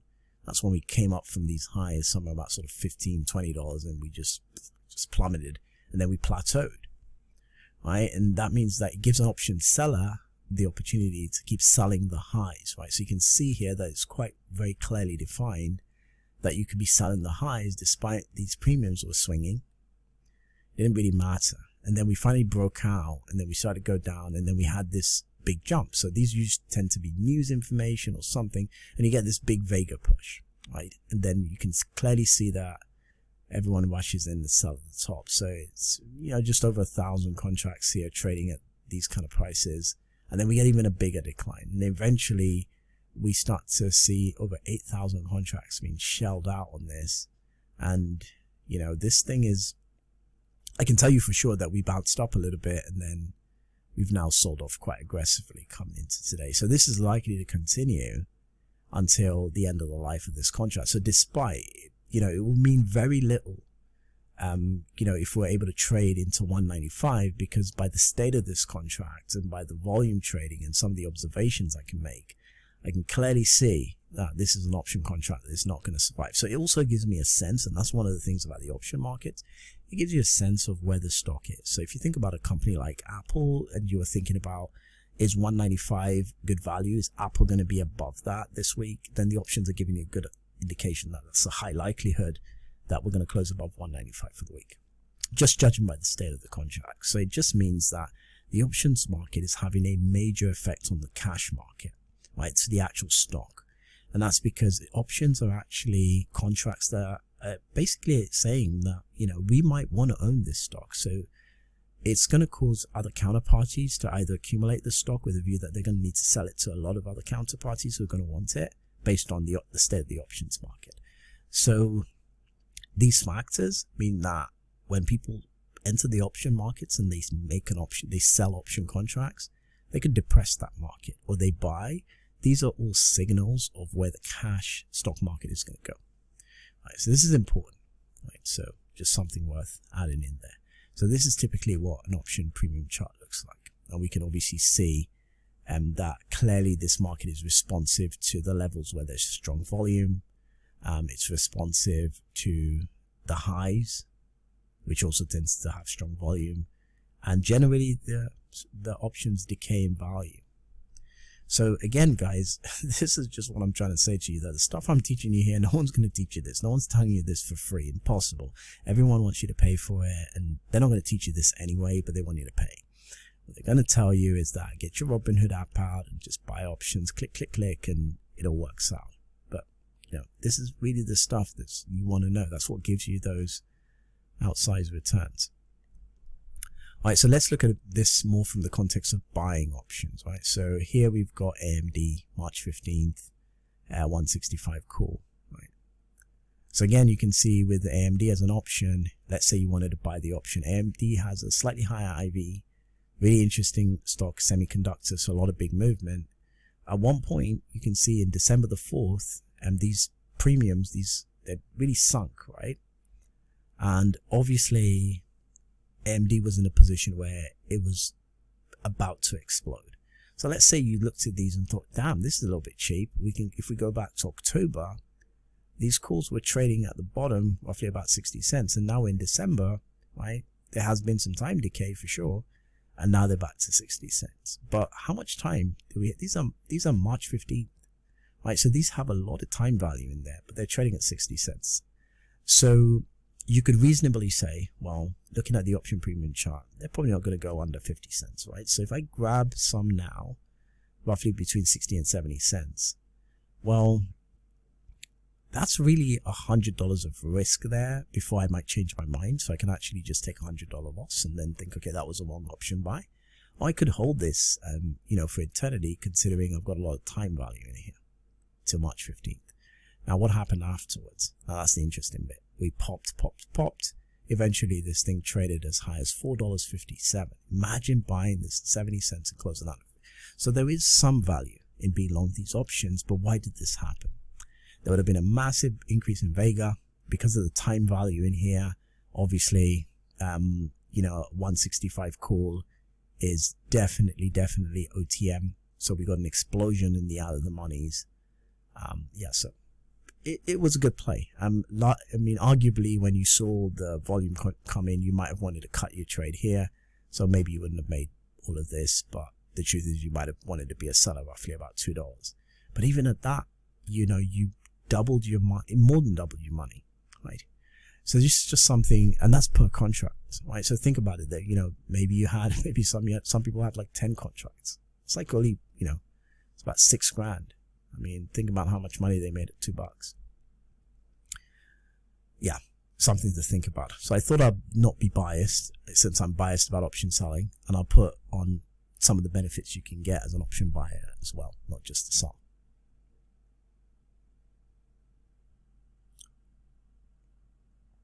Okay, so the next side of things is option order flow. Now, this is something, again, a lot of people don't really get into, or they don't talk about, but I like to, because if you're going to buy these things, it's nice to see what the order flow is, the time and sales window. So I like to have that up for the specific option contract. So I can see the trades that are going in. Each of these trades are going to have a condition code attached to them, which tells me if these were trades that were executed, were they cancelled, you know, and so on, right? So I can see a lot of information. I can see the venue and so on. So again, you can, if you take a look at this chain, you can see there's a lot of activity trading here. So this is the December 29th expiry, 195 puts. You can see the order flow. Right? So expand this out again. You can keep an eye on what's going on intraday. So let's say I see this thing popping up and it gets to like 160, 180, maybe even $2, right?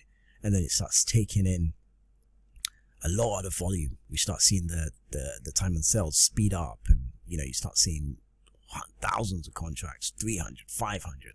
You can just check the condition code, see what venue it is, if it's actually executed. And once you confirm that, you're starting to get a sense that maybe people are selling more puts in the anticipation the market's going to go up, right? In that case, as we expand on those puts, you just want to be an option seller. You can get $1.80, $2 a contract, 10 contracts. Well, you know, you can start to do the maths, because it's $2.20 times 100, the multiplier, as we discussed, that's $220 that you collected in premium per contract. You do 10 of those. Of course, you're going to need margin, considering it's so close to expiry. But if you did 10 of those, well, that's $2,200, for example, or it could be $1,800, and you collected that cash, right? You see that in your brokerage account. That's money, right? You collect it, it's waiting there, and as soon as the contract expires, it's yours, right?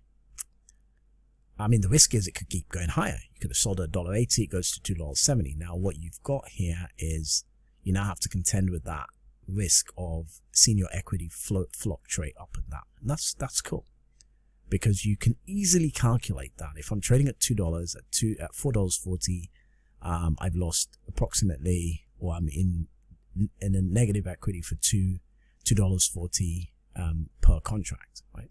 That's okay. But then I know that at some point before expiry, December 29th, even if we trade up here, we're going to be back down here again. So even if this turns out to be the worst trade in the world, I might end up closing expiry close to where I started, okay? And that's providing this thing might finish in the money. It might be trading up 196 or something. 195s might be way in the money, but I'm still only down, you know, 20 cents per contract. On 10 contracts, like $200, that could be pretty much, that's a nice loss to take for considering you had this movement. Or you could even be in profit, right? So you could still be in the money, but in profit, right? So it could be maybe $1.40. So you can still get out of this irrespective, because the premium values are decided in a completely different way, right? But order flow is important. So I wanted to be able to show you that. So when you do get hooked up on your platforms, that's something that you're going to take a look at. Okay, hi guys. Welcome back. I need to take a brief break there for a second. Okay, so we're going to talk about crude oil options. So we're now going to more or less jump onto futures options, because I think we've spent a lot of time talking about, I spent a lot of time talking about stock options, and we've gone through a lot of stuff, the options chain. So what I wanted to introduce you guys to is that there are actually also options on futures. A lot of people don't know that. I saw Tom Sosnoff do a talk, and I think it was at Harvard, and it was all about futures and options, right?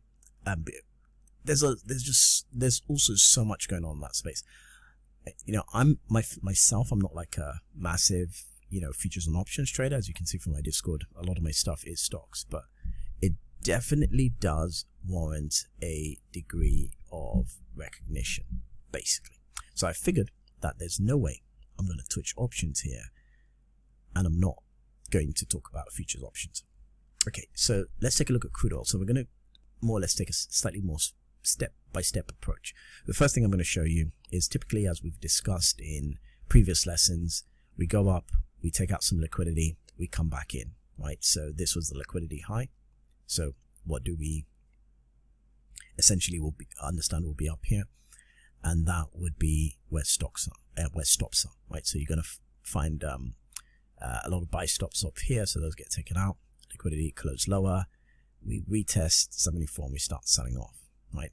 So in this scenario, you might want to sell, right? So you might want to sell a call option with a 75 strike on a crude oil futures contract, right? So again, you can see this price declining. So that's the first step you'd want to take here. You'd want to do that, right? Because you've seen all the technical signals, high volume on the intraday time frame. It was a major market center open. We can see some liquidity being taken out, and then we can see us close back in, and then we can start seeing bidding coming in, right? So that would be a wise move. Now, if we look at the CL futures options contract, December 22nd expiry, 75 calls. This is what they were trading at roughly. It was about 120, right? This scale doesn't show the whole thing to the tick, right? So let's say you got fill about 118 and you sold calls. You can see how rapidly this thing came down. Traded at 38 cents to close, right? When we were looking at it sort of pre-US Open, it was trading 46.43.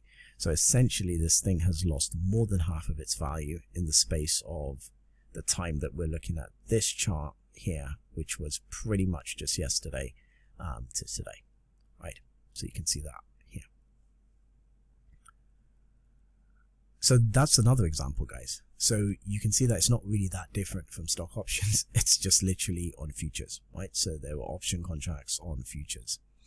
All right, so let's take a look at a more liquid example. One of the options that I really, really loved to kind of get involved in when I was learning a lot about futures options and trying to trade them at the same time, I was very, very keen on bond futures options, right? Because bonds have a lot of liquidity. Bonds are huge amounts of liquidity, and I expected to see that in their options as well relative to other futures options. So bonds really caught my interest.